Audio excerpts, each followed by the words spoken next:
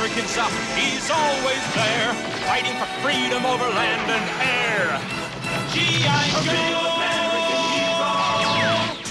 Hello everybody, Mac here. Welcome back to the show. What we are taking a look at today is back to our bread and butter, back to our beloved G.I. Joe Classified series. This is the G.I. Joe Classified Cobra Night Creeper.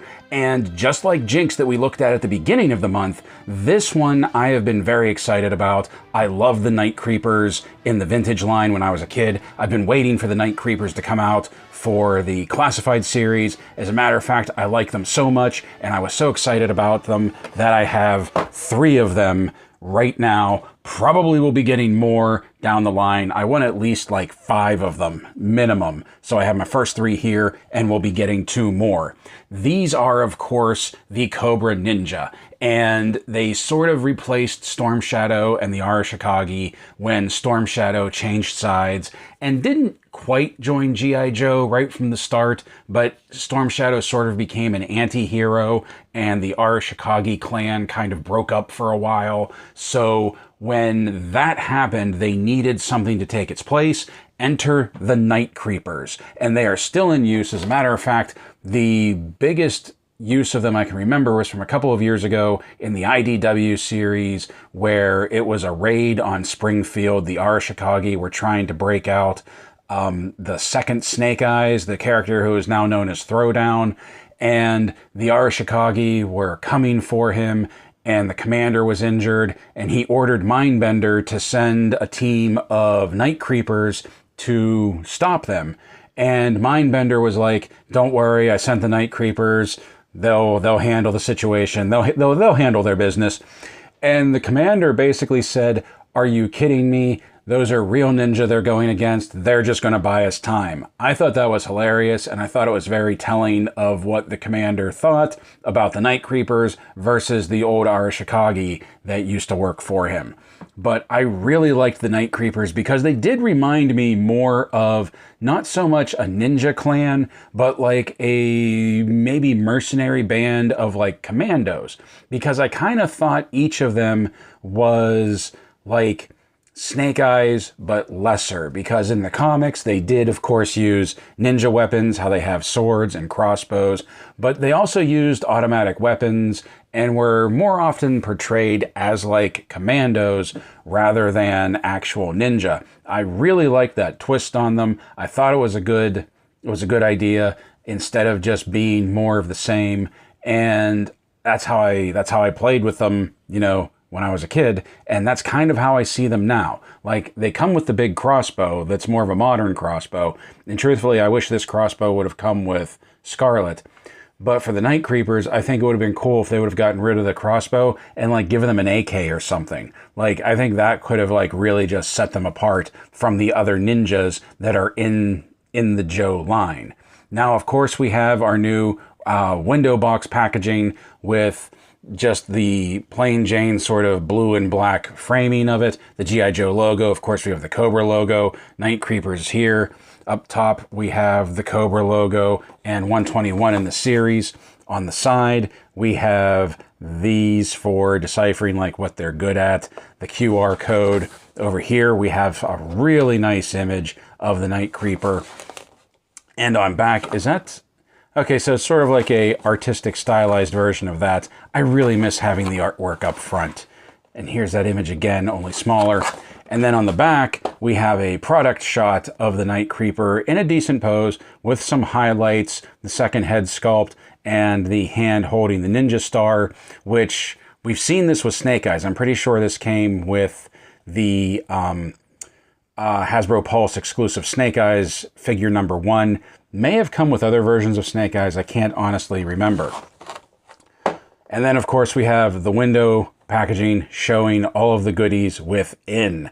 But let's get him out of the packaging. Let's take a look at him. Let's open him up and look at the Hasbro G.I. Joe Classified Series Cobra Night Creeper. And remember, if you want one of your own, you can get him at Entertainment Earth. Entertainment Earth is your one-stop shop for all toys, clothing, collectibles, and more. Get the newest from Hasbro, Mattel, Bandai, and Super 7, as well as exclusives that can't be found anywhere else. With over 25 years in the business, Entertainment Earth has what you want. Click the link in the description below.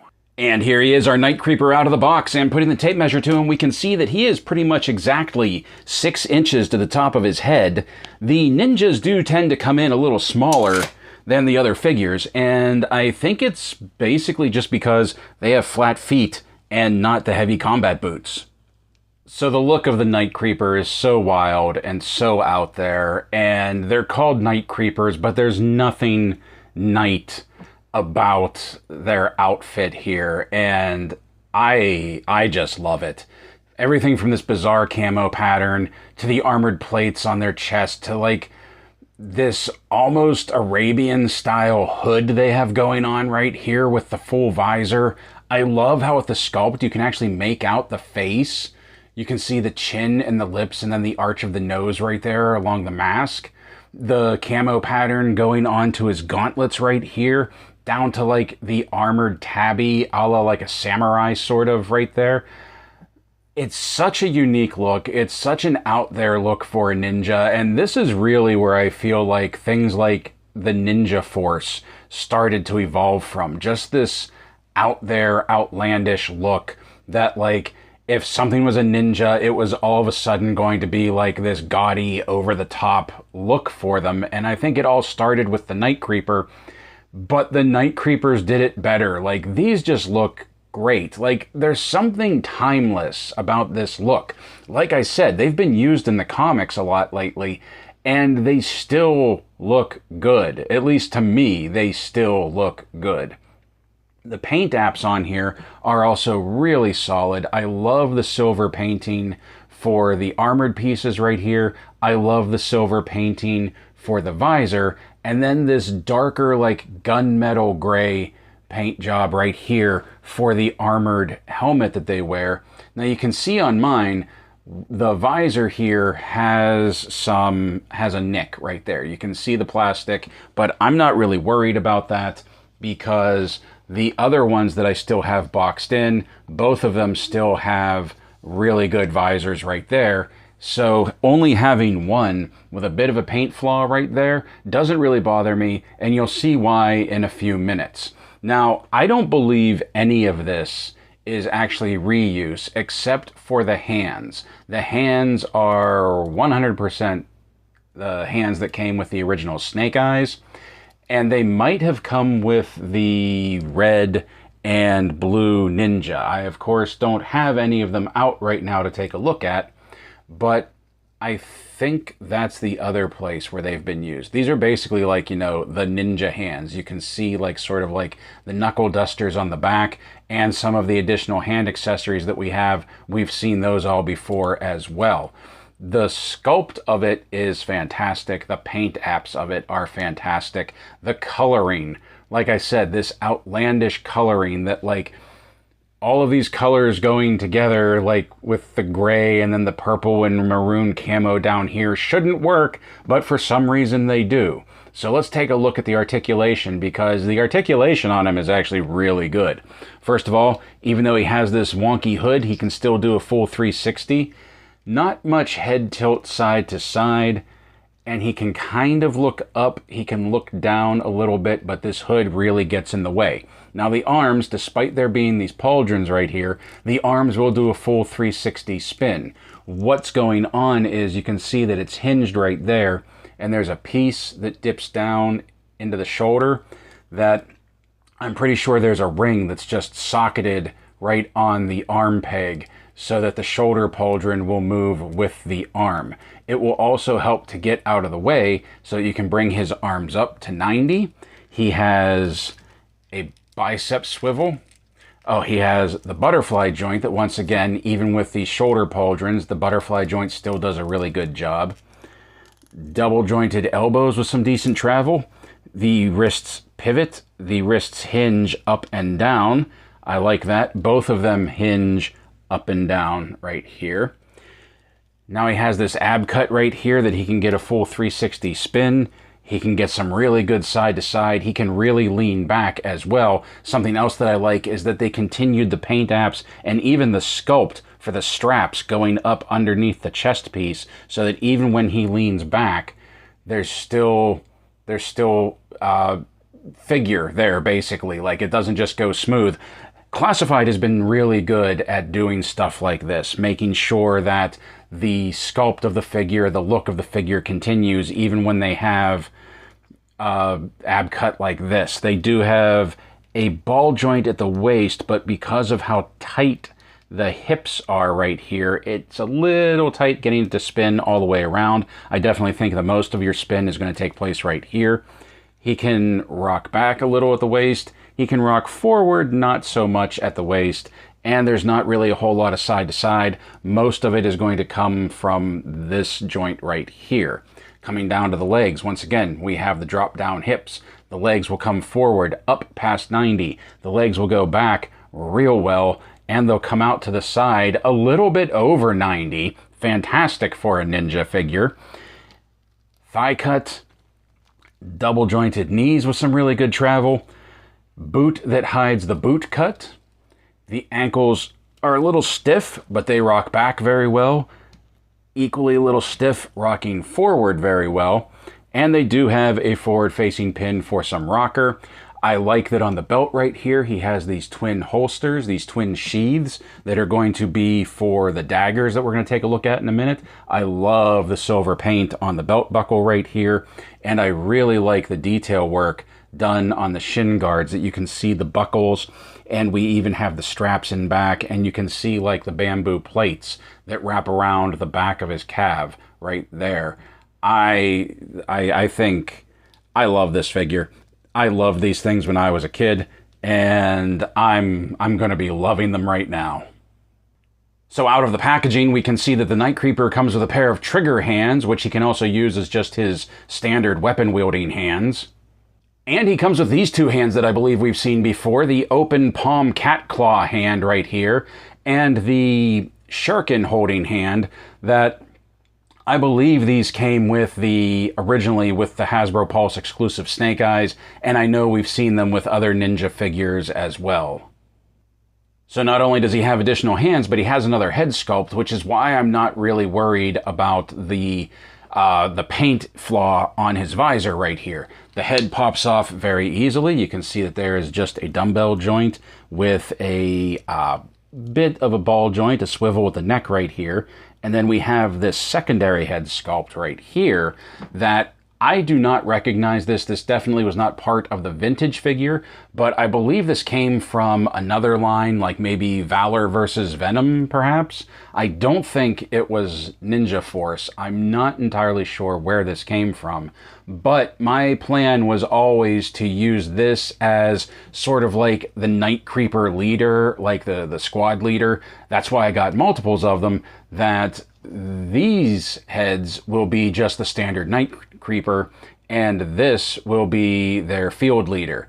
And I have to admit, I liked it better in the photos than when I see it now up close and personal. It's not horrible, it just doesn't really seem to go with this one. It's almost like this should be a Viper, like a Viper helmet or something. But it's going to be my Night Creeper leader. I do like the singular visor right here. I also really like, if you look at it from the top down, how he has those scales going down the middle, and this part right here looks like the open hood of a Cobra. I think that's a really cool touch. It has a pretty decent profile as well. Just, I don't know, it's not, to me, it's not as good as the original here, but this one will get set aside because it's flawed. This will be my Night Creeper leader. And it just wouldn't be a G.I. Joe ninja without a bunch of weapons to deck him out with. And the first ones we're going to take a look at are these daggers right here. Now he has two of them. You can see they're a curved blade, but it looks like the edge is on the inside of the curve. Like he would wield it this way and sort of like hook and pull. I also like how there is the hole in the pommel right here that theoretically he could like tie a rope through it, sort of use it like Scorpion's rope spear. I think these are supposed to be based off of the Kuni. I think that's what they're called, the Kuni daggers. But the Kuni daggers, I believe, are just like straight with a very spade-like blade. These are hooked. And he does have two sheaths on his hip that you can put these in. You can see the one right here. and then this one on this side, and you just sheathe them in like that, and he can hold on to them, starting that build with, you know, classified figures being able to kit out all of their weapons on them. So up next, we're going to take a look at his backpack, and while the backpack is cool, it could use a little color to help it to stand out, but I do like that you can see some gear on here. First of all, he has his crossbow quarrels going off to the side right here. He has these two sets of hooks on either side, which is where his swords are going to be stashed. On the bottom here, you can see this roll of rope right here. It doesn't come off, it's part of the mold. And then up top, he has like a bedroll or a blanket right there, which I dig. So he has like all of his survival gear on him. And sorry that it's black, the camera isn't focusing very well. But then if you roll it over, you can see like stitching and work for the backpack right here, which I think is really cool. You also notice that there is a curve to it, so that whenever you actually peg this into his back, you can see that it conforms to his back so that it sits flush. This was an issue that I had with some of the backpacks from like the last few waves of Joes, that it was just a flat backpack and you would see it like start to just like not really conform to the back of the figure. I like how this one is curved so that you get a nice tight fit on there. Next up, we're going to take a look at a pair of his swords, and this sword is the one that reminds me the most of the vintage blade, because on the vintage figure, the swords that the Night Creepers carried, they only had one on the vintage figure, I believe, but the swords that the Night Creepers carried were these sort of flame blades, these wavy flame blades going on here. And once again, this was just something, whoop, he fell over, and we'll talk about why in a moment, but this was just something that even as a kid, kind of didn't seem like they were ninja to me. Like they were just commandos. We'll worry about that later. They were just sort of commandos that were good with hand-to-hand martial arts, not necessarily Japanese ninja. Like, this is definitely not a Japanese blade, but it's really cool for them. And these trigger fingers that he has holds the sword really well, gets a nice tight grip on it. Now, as you saw with the backpack, it's not that he necessarily has sheaths for his weapons, he just has those two twin sets of hooks that it doesn't really slide down in. You kind of just have to get it in there and then push it into the hooks so that it stays on like that. Now, this Night Creeper comes with a second sword that is even more outlandish than the first one. First of all, I forgot to mention that I really like the silver paint that sword is painted in. It gives it a nice shine, gives it a nice metallic look. I'm not entirely sure what color you would call this. It's sort of like maybe a metallic khaki green. I don't know, but I really like this metallic paint job on here. I think it looks really good. Once again, we have a very non-traditional ninja weapon, and once again, he can get a really good grip on it, just like he could with the first one. Sized well, looks good in his hand, keeps a solid grip on it. Now, they are designed, the Night Creepers that is, are designed that they can carry both swords. You see that we have the flame blade here, and this one we can pop on the side right here. Basically the same thing, just get it down in there, push it in, get it to hook in, so that he can carry both swords on him at the same time. I'm not going to do that, because that's going to be the sword of the standard Night Creeper, and like I said, one of them, this one, is going to be my team leader, that the team leader is going to have this sword to further differentiate him. And then finally, that brings us to his crossbow, his ranged weapon, and I thought this was one of the coolest things ever when I was a kid, this crossbow. How it has the two handles right here for the double grip. I like how he has the quiver built into the arms, the risers of the crossbow right there, which I just think that looks so cool.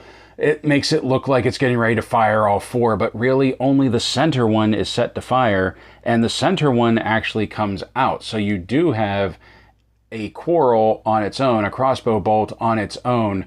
You can't put it in the quiver on his backpack. There's no space for it here, nor is there a space for it on the quiver on the crossbow itself, that the only place you really have to store it and keep it is here in the crossbow itself. And because we have some little teeth right there, I don't know if you can see that, but we have little clips right here that it locks in, that you're pretty much not going to lose it, that it does clip in and it will stay there. Now we have these two cutouts right here at the front, and that matches up with the triangles on the backpack, and those can just slot in like so. Whoops. Like so. There we go. And he can carry pretty much all of his gear on him. His two daggers down here on the sheaths, the crossbow on the back, and the two swords on the backpack. Now, you've already seen him falling backwards, and I was going to mention that he's not balanced very well. Like, that is that is a bit of a disappointment, that you kind of have to hunch him forward, and even then, it's not a guarantee that he's going to stay upright. But when he has his gear on him, his full loadout, he's not balanced very well, that you saw he kept falling backwards even with just the backpack on. That with the crossbow, and of course it's going to make a liar out of me, with the crossbow it's even more unbalanced, that you do have to lean him forward at a slightly awkward angle to get him to stand up. Otherwise, if you try and like give him an upright stance, you can see already he's not going to make it. He's just going to keep falling back. So you have to hunch him forward. Whoops. You have to hunch him forward a bit to get him to stand. Ugh. Of course, now it's not going to do it. So I appreciate that you can get all that gear on him. Don't get me wrong. But it's not balanced very well. And now for size comparison, here he is beside Hasbro G.I.Joe Classified Series Ninja Snake Eyes and Jinx. And here he is beside version 2 of Storm Shadow and the Red Ninja. And it wasn't until I pulled Storm Shadow out that I realized the legs of the Night Creeper are reused from Storm Shadow. The only thing that's different are the lower leg pieces right here, where this has the armored plates and also like the armor, the sort of bamboo wraps around the back. But the feet and the upper legs are both the same. Here he is beside the Hasbro Marvel Legends Hand Ninja and Daredevil Elektra. Here he is beside the Valaverse Action Force Bone Collector version 2 and Pandora. Here he is beside the Mezco 112 Collective Storm Shadow and the Medicom Mafex Marvel X-Men Psylocke. Here he is beside Lanyard Toys City Hunter Predator and Xenomorph Drone. Here he is beside Mattel Masters of the Universe, Masterverse New Eternia Battle Armor He-Man and Masters of the Universe movie Skeletor. Here he is beside NECA Toys Warduke and Grimsword. And finally, here he is beside Airborne and me from the G.I. Joe Steel Corps. So it's classified, it's the Night Creepers, they're ninja. You already know I'm gonna love these guys. I was a huge fan of these in the 80s in the vintage line. I am an even bigger fan of them now in a 6-inch scale figure with all of the articulation, the interchangeable heads, the weapons, the gear, the backpacks, all of it. I love it. I love everything about it. I wasn't thrilled about like one of the visors having a nicked paint job, but that's okay because like I said, I'm swapping it out for the additional head, so he'll be the Night Creeper leader. I'm not a big fan of the secondary head, but that is a completely personal opinion and doesn't have anything to do with the quality of the figure. Just not a real big fan of that secondary helmet. It doesn't really seem to go with the other head sculpts, with the other Night Creepers. Like I said, I'm not sure where that secondary head came from. I know it's from the vintage line. I don't remember if it's part of Ninja Force or if it came out with Valor versus Venom, but I do know that that is a representation of an older helmet for the Night Creepers. This is one of those instances where I am really glad they went all in on the vintage look. I really mean it when I said I feel like the Night Creepers look is kind of timeless, and it probably fits in better now than it did like back in the late 80s, early 90s when they came out. It just seems to fit well with a 6-inch scale figure. Sometimes you take a vintage figure and you make a 6-inch scale figure out of it, and it's completely, you know, the look is going completely you know, sort of like a slave to the vintage look, and it doesn't quite work sometimes, but with this, with the Night Creepers, I think it looks fantastic. As a matter of fact, I think it looks even better because you can get more detail for like the armor plates in there on their chest. You can get more detail for like the shin guards and just the look of their uniform, the look of their outfits, the detail on the backpack. Like, I really like the way this all turned out. I am a little upset about the balance issues, about whenever you deck out the backpack and the balance is thrown off and they fall backwards. But this isn't the first time we've had a situation like that with the Night Creeper, I'm sorry, with a classified figure, that sometimes the backpack is just too chunky, like Tunnel Rat, for example, that comes to mind. And if you fully deck out Low Light, he tends to be a little back heavy too, so that's not really a problem with the Night Creepers so much as it is sometimes they just put too much weight on their backs. Don't forget that after this video, we're going to be going into the Target Fall Geek Out. There will be part 2 of the top 10 figures of 2024, where you'll probably see these guys in the lineup again. And then after that, we're into Retro Timber, and I'm on my way to RetroCon, so we have a lot coming up in the next week or so. Hello, and don't go yet. Before you do, please remember to do all the YouTube things. Like, share, comment, and subscribe if you haven't already. If you already are a subscriber, you rock. If you like what we do here and you want to help the channel grow, please consider becoming a YouTube channel member or a Coffee monthly subscriber, where for $1 a month you can get access to member benefits like our monthly membership video. This month it is the Mezco 112 Collective Storm Shadow. So until next time, my friends, play well, stay safe, stay healthy, and as always, thank you for watching.